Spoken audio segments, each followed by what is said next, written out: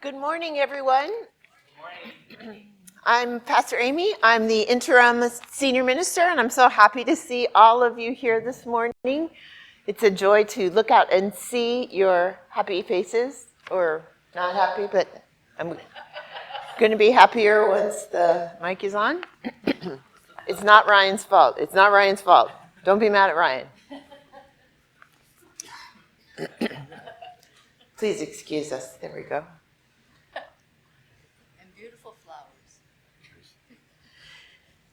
While we're fixing this, look at these beautiful paraments, vestments made again by Gwen.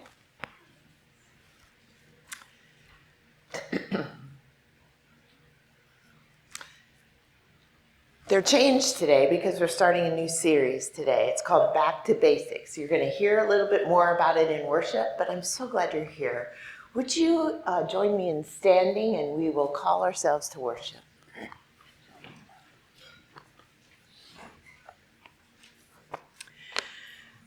Come, all who are weary of wealth, of poverty, of power, of struggle, of division. Heavy laden with too much, with too little, with anxiety, with fear, with anger. Come, all who have hope for liberation, for peace, for freedom, for the kingdom. Hear these words. See, I am making all things new. Let us worship God together. We're going to open our worship with a song, and so I'm going to listen for your voices singing loudly.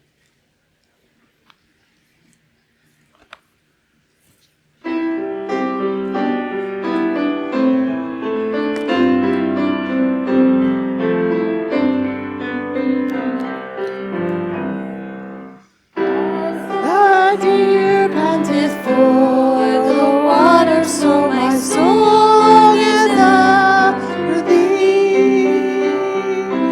You alone are my heart's desire, and I long to worship thee. You alone are my strength, my shield. To you alone may my spirit heal. What do you want me to do? For my heart's desire, and I long to worship thee. You're my friend, and you are my brother, even though you are a king. I love you more than any other, so much more than anything. You alone are my strength, my shield. To you alone may my spirit yield. You alone are my heart's desire, and I long to worship thee. I want you more than gold or silver, only you can satisfy. You alone are the real joy giver, and the apple of my eye. You alone are my strength, my shield. To you alone may my spirit yield. You alone are my heart's desire, and I long to worship thee.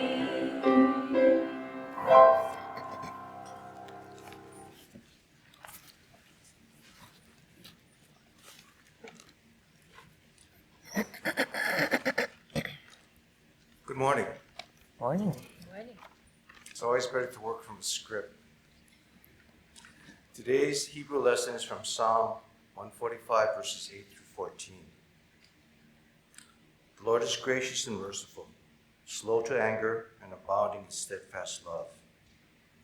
The Lord is good to all, and his compassion over all that he has made. All your works shall give thanks to you, O Lord, and all your faithful shall bless you. They shall speak of the glory of your kingdom and tell of your power, to make known to all people your mighty deeds and the glorious splendor of your kingdom. Your kingdom is an everlasting kingdom, and your dominion endures throughout all generations.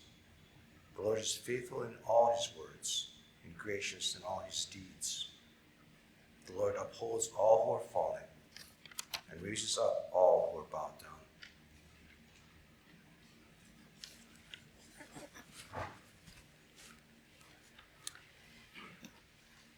As I mentioned earlier, we're starting a new series today called Back to Basics. We're going to be going through some of the passages in the book of Matthew that Jesus considered basic to his very message, okay? Today, though, we're going to start in Matthew chapter 11, and you're going to hear some very, very beautiful, comforting verses in just a moment. But it's always tricky to hear something when it's taken out of context. So I'm going to give you the context by telling you a story this morning. And this story is about my friend John. He was one of my associates at a church, so he was very young. He worked with the youth. And he came in one Sunday morning and he said, Pastor Amy, I just had the weirdest date last night. I have to tell you this story. My friend called me and said his sister was in town and he thought we would like each other, so would I please take her out to dinner? So, of course, I said yes. I met them on the sidewalk, and my friend was in a rush, so he had to leave. And I realized the moment he left that I never caught her name. So we go into the restaurant, and I say to the hostess, Hi, my name is John. What's your name? Hoping that the woman next to me would say her name. Then we go to the table, and the waitress comes, and I say, Hi, my name is John. And then the busboy comes back, Hi, my name is John. Then I thought that sounded kind of weird, so I stopped introducing myself to everyone, and I just assumed that wasn't going to work. So I decided to tell her a made-up story about all the siblings in my family. My name is John, my brother is Joe, my sister is Janet. How about your family? No luck. She wouldn't tell me her name. So I tried everything I could during dinner. And then, of course, the longer you try, the more awkward it is to say, what did you say your name was again? So then she got up to go to the restroom. And I decided, though this was ethically questionable, I was going to look in her purse to see if I could find her driver's license so I could see her name. He said, Pastor Amy, do you know how much junk some women have in their purses? Anyway, he said, so we finished dinner, and I stopped looking in her purse because I was scared she was going to come back, right? So then she came back, we finished dinner, we went to the movies, I took her home, we said goodnight, and I never learned her name. This is the context for Matthew chapter 11. For 11 chapters, Jesus has been introducing himself. He was born with a star and angels singing. He ran off to Egypt with his parents. He was baptized in the Jordan River and announced in front of everyone. He healed a bunch of people. He fed a bunch of people. And by chapter 11, he finally realized nobody understands what he's talking about. He's tried to say it 12 different ways, but nobody recognizes what he's talking about. They keep mistaking him for somebody else. They don't know his name. I mean, they know his name, but they don't know what he's saying. So by the time we reach Matthew chapter 11, and you're about to hear these beautiful, comforting verses, I'm going to ask you to go home this afternoon and read the whole chapter, because this is a chapter of Jesus being so frustrated that he can hardly contain himself. Okay? So that's the context for this passage and for the sermon today. So listen up.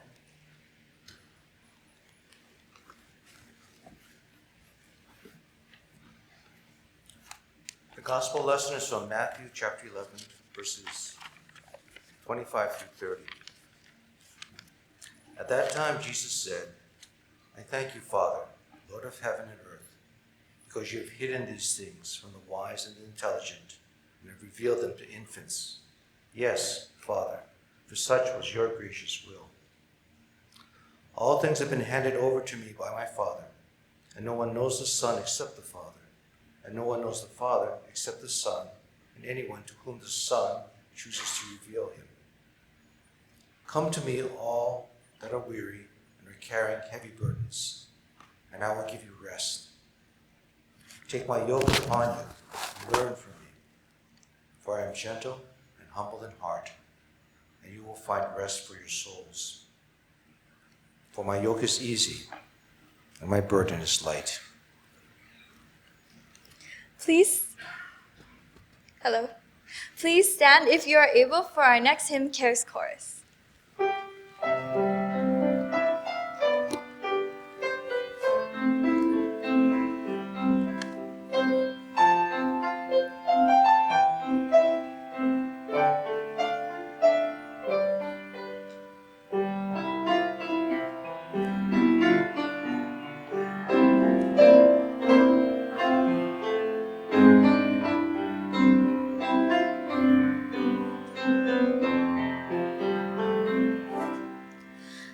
I cast all my cares upon you.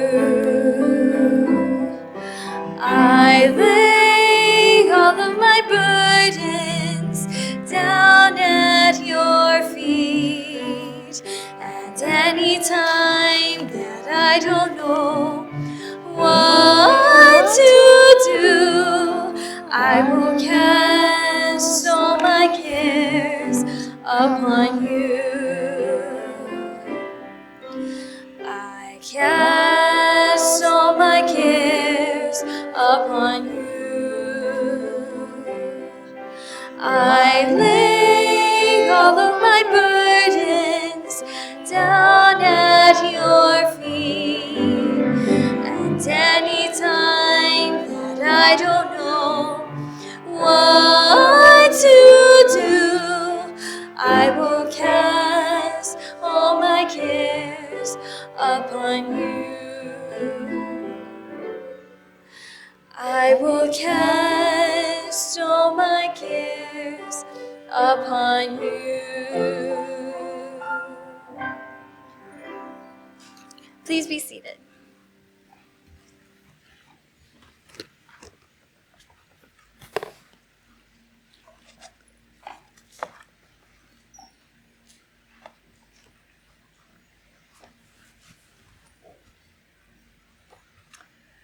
I think the Young family probably planned their vacation just to avoid the 4 Sundays we've had going through these texts in the Hebrew text. As you know, we went through some iconic stories of faith, and if you happen to be with us for any of those weeks, you know that was a wild ride.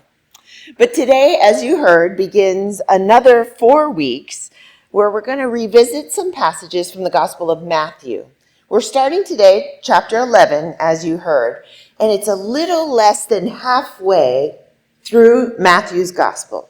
Over the next 2 weeks, as you know, Pastor Domingo will be here to continue this series, which is kind of fun. We'll all be on the mainland doing some work for Invested Faith. So during those weeks, he will guide us through these wonderful parables that Jesus told about seeds as he was trying again, to get his point across. By the time we hear this passage today in Matthew's Gospel, however, it's become clear that even the people closest to Jesus are just not getting it. And somehow he's going to have to go deeper, try another tactic, approach the basics from another angle, because he seemed to be having some very real trouble conveying who he was and what he was trying to say.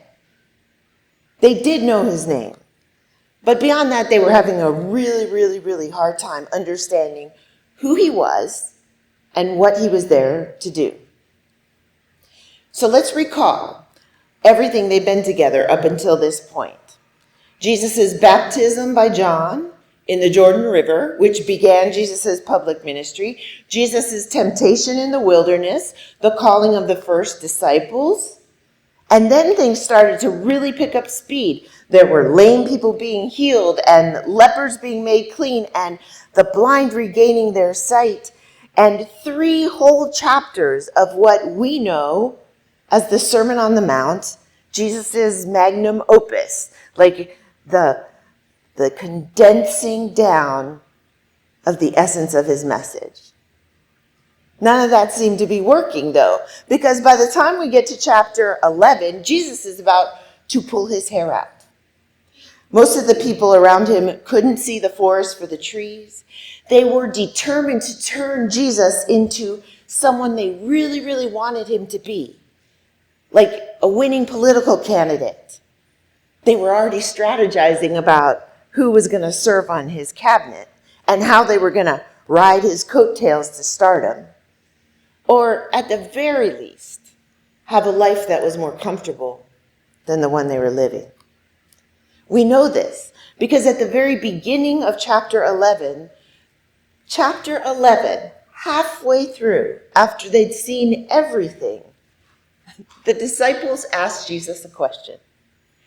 So, Jesus, quick question. Are you the one that we're supposed to be waiting for, or should we be looking for someone else? After all the healing and feeding and teaching and loving, after all of it, the disciples still don't know who Jesus is. And so, if you have ever felt misunderstood, you might relate a little bit to Jesus and his frustration in Matthew chapter 11. If I didn't think I would hurt myself and make Wason and Vernon really, really mad, I would walk over to one of these pillars and pound my head against it because I need to demonstrate how frustrated Jesus is. This is his mood when we get to our passage today. You can imagine how he must have felt.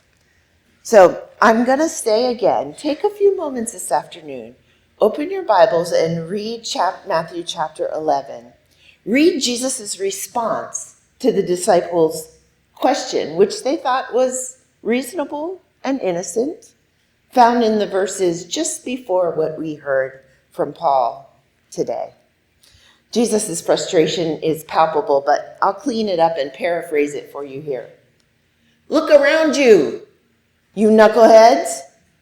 Do you see me walking around in fancy clothes and hanging out in the palaces of kings? No, you do not.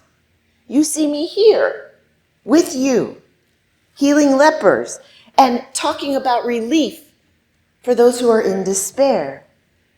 Jesus uses the phrase, woe to you, over and over and over again, which is like my grandmother looking at me with side eye and saying, shame. He calls them little children who think that Jesus' invitation to follow is just a game, like a monopoly board where the person with the most power and the most money in the end wins. And he tells them in no uncertain terms to get it together because the work ahead of them is world-changing work, and it cannot wait for their indecision or their reticence or their confusion or even their fear. And finally, in our passage today, as you heard or could read in your bulletin, probably because he couldn't think of anything else to say to the clueless, frustration-inducing disciples standing right in front of him, Jesus begins to pray. He asks God to open the eyes and the hearts of his well-intentioned but terribly, terribly clueless friends so they could see and hear his real message. And then he takes a deep breath and he says something like, okay, let's start at the very beginning. Okay, he didn't actually say those words. Julie Andrews sings them in The Sound of Music. But that's what Jesus is doing here. Okay, folks, listen up. What I'm teaching you here, loving God and loving your neighbors, giving away what you have, using all of your energy and intention and life to be part of God's healing of the world, this message is not meant to be for the popular people. It's not to make the rich richer or the powerful even more powerful.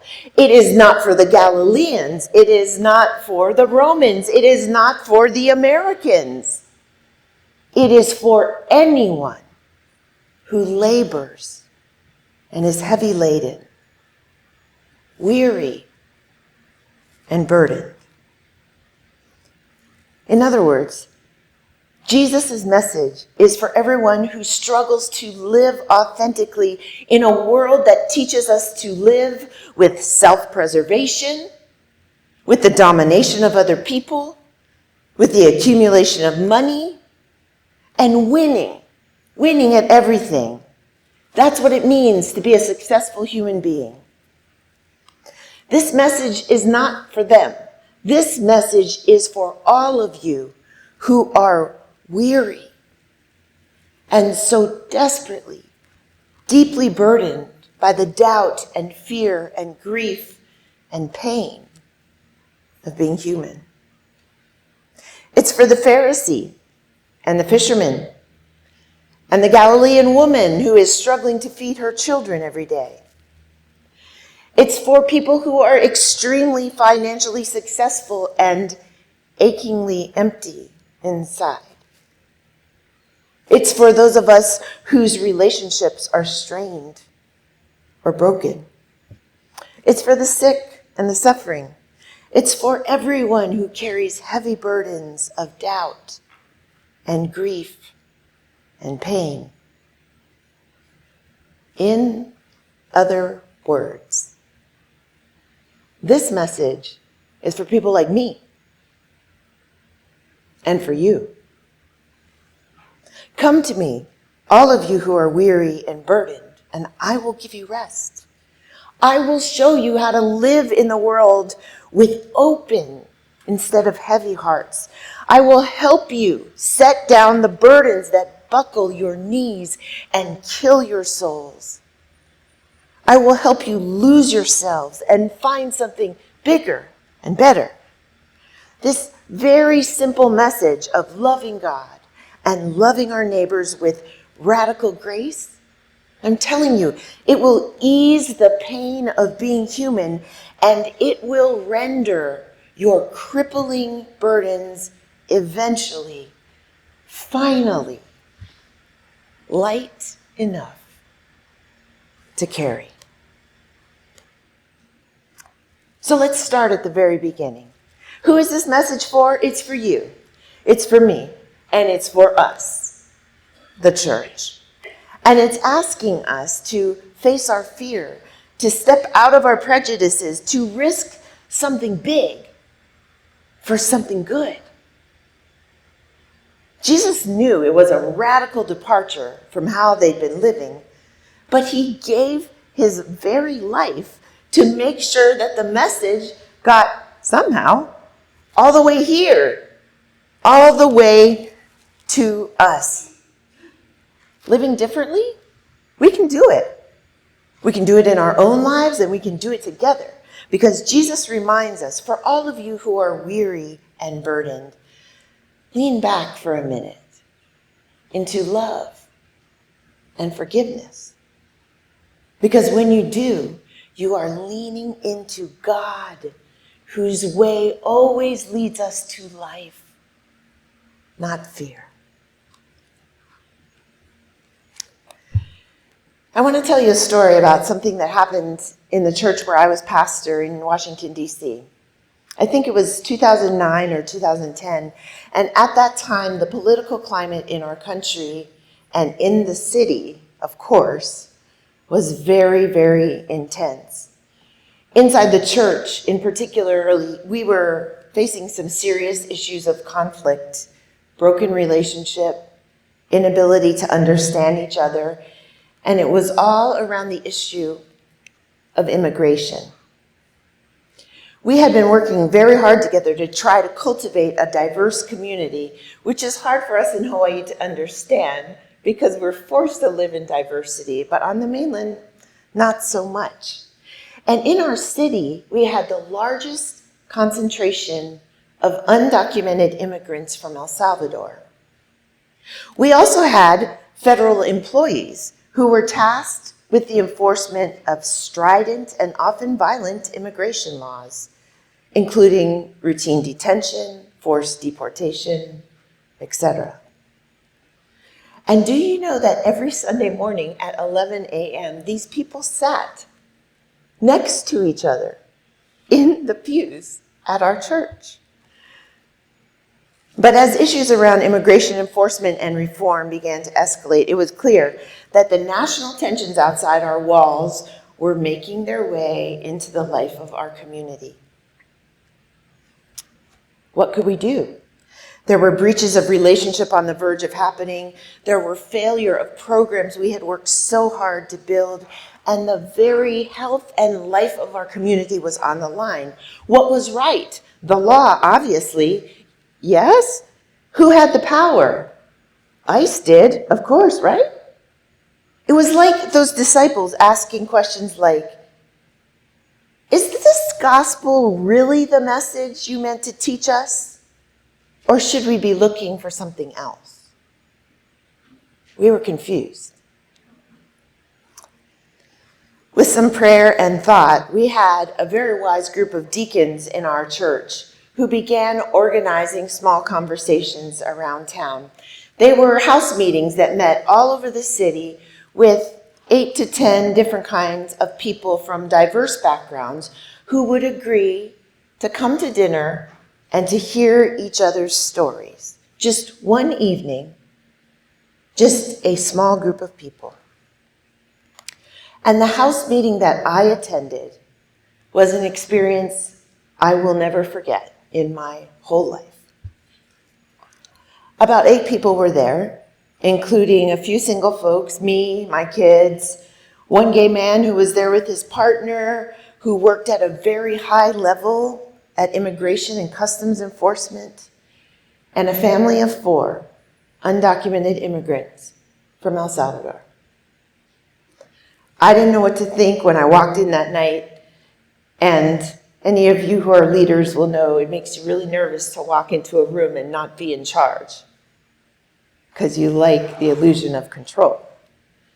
But I swear, I saw something that night that for me embodied just what Jesus was talking about when he begged the crowd to lay down their posturing, to lay down their need to meet an impossible standard, and to learn, for the sake of all that's holy, to learn to love each other. The mother from the family from El Salvador began to talk about her life there, why she and her husband, both college-educated teachers, decided to risk everything to bring their children, ages 3 and 8 then, across the border to America, where they might have a shot at avoiding violence and the gang culture in which they were immersed in their rural village and which they knew would swallow their children up whole. She spoke haltingly and with tears, while her by then 19-year-old eldest son translated. She told us about saving and scraping together the money it would take to hire a coyote, a guide, to take them across the Rio Grande River into Texas, where they would try to make it to their families. So they traveled from the middle of Mexico through treacherous terrain, mostly on foot. Threats of violence they were trying to leave behind, dogging them at every step, pushing their young children to walk endlessly in the heat, being taken advantage of at every turn until they finally arrived at the river and they got ready to cross. She spoke then about the fear, dread, she said, actually, of navigating her children through the rushing current. They were holding onto a rope, she said, one by one, following the guide through the river. Her husband was up ahead of her with the 8-year-old, and she had the 3-year-old strapped onto her back. Then suddenly, about halfway across, the baby slipped off.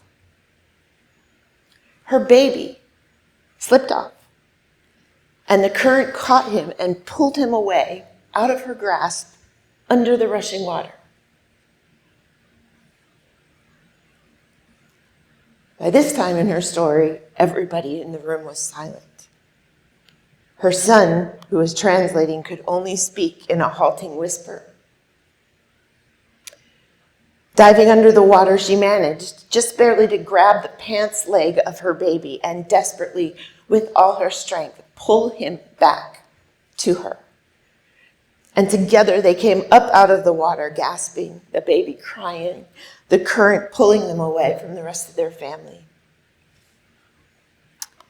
In the end, they made it across. And they made it through many other harrowing experiences to the safety of their family in the DC area, where they began to build a life from scratch. Both parents, college-educated professionals, worked long days as domestic laborers, their children thriving now, 19 and 11. It was a stunning story that had all of us in tears, and we realized that sitting right there on the couch across the room from us were people with whom we sat in worship every single Sunday. And to think that 11-year-old David, who brightened the Sunday school every week and who hugged me at the door after worship on Sundays, could have been lost in the current? Oh no, these are people we love. And because we were able to hear each other's story that night, we got to a different place. Looked around that room, we were so different from each other. But somehow we managed to lay down, even just for a few moments, the burdens that we carried, burdens like self-righteousness, our ethnic pride, our language, our nationality, our prejudice, our competition, burdens that are so heavy. To begin to suddenly realize that the gift of these relationships, the gift of truly, practically loving our neighbors, is a gift that we receive in return. It wasn't easy to lay down our long-held opinions and our biases. But as we gradually began to do that, we realized we were setting down burdens that were so heavy. They were killing us. Love is so much lighter. Love is so much lighter. This was the hard work of our beloved community, and it is the message that the disciples are missing in Matthew chapter 11. When you and I decide to take on the burden Jesus offers, the burden of being gospel people, when we start to get serious about living out what Jesus taught us to do, we find that we can stand in the divide of policy, opinions, church bylaws, personal misunderstandings, generational trauma, and somehow, we can find a way to move forward together. Our burdens just a little lighter with the grace of the gospel. You'll hear over the next few weeks from Pastor Sam that Jesus tries to go back to basics, to teach the people again how to heal their lives and heal their communities. Why? Because he could see that this message was what the people right in front of him needed so desperately. And I suppose Jesus knew that 2,000 years later, you and I were going to need it too. So let's go back and start at the very beginning. This message is for anyone who is weary and heavily burdened, which means this message is for all of us. I'm going to invite you to close your eyes for a minute. I want you to do a quick inventory of the heaviest burdens you are carrying.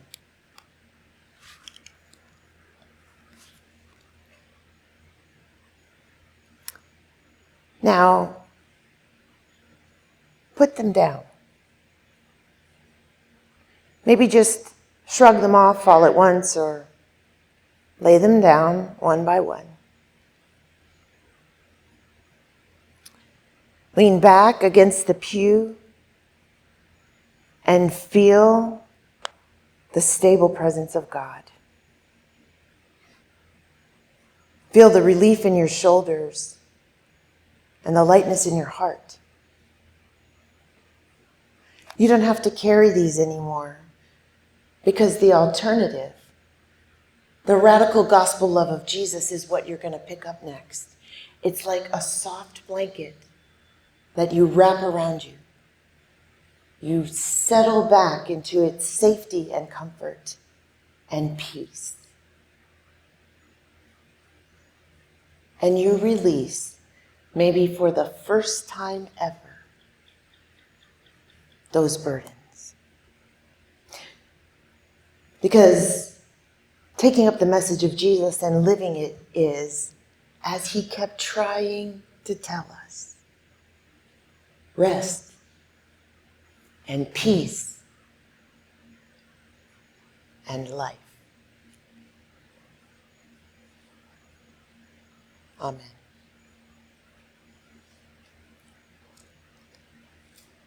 I'd like to give us just a few moments of silence to reflect before we move along in worship.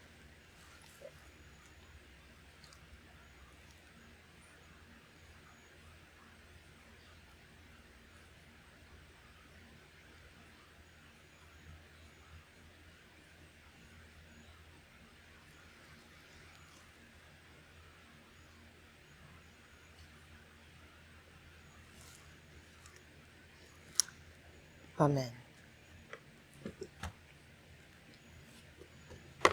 The practice of gratitude, as we say each week, is a practice of worship.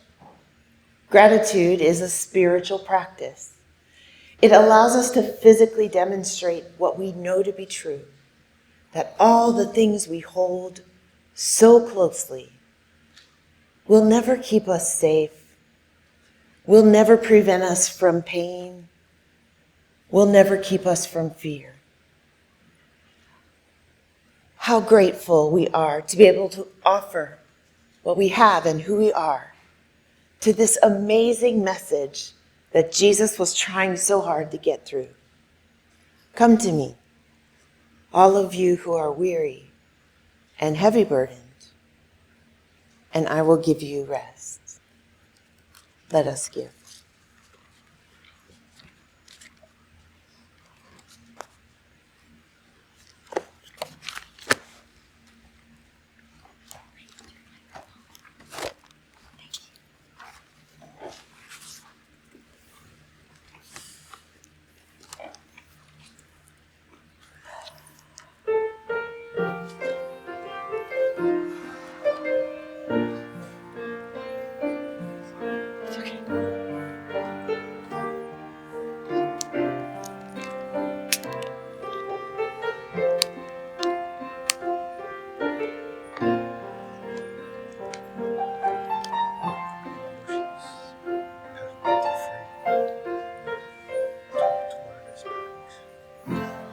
Oh, let all who thirst, let them come to the water.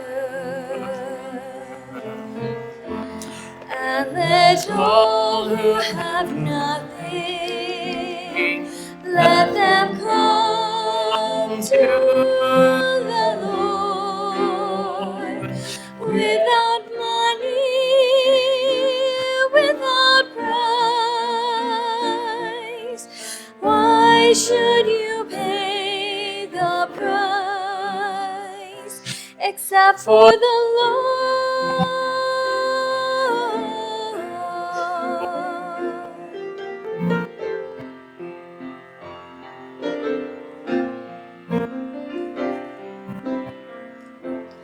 And let all who seek, let them come to the water. And let all who have nothing, let them come to the Lord. Without money, without strife, why should you spend your life except for the Lord?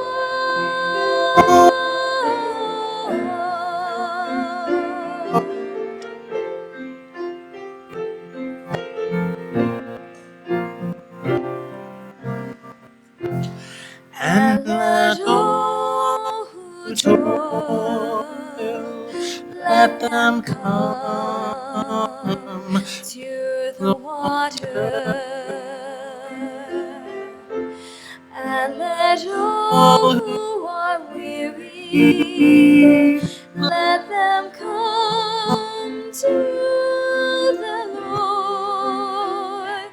All who labor without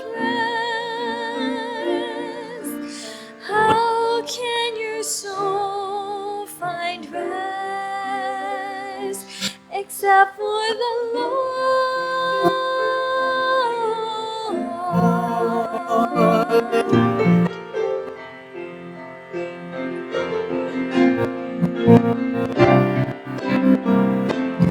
And let all the poor, let them come to the water. Bring the ones who are laden,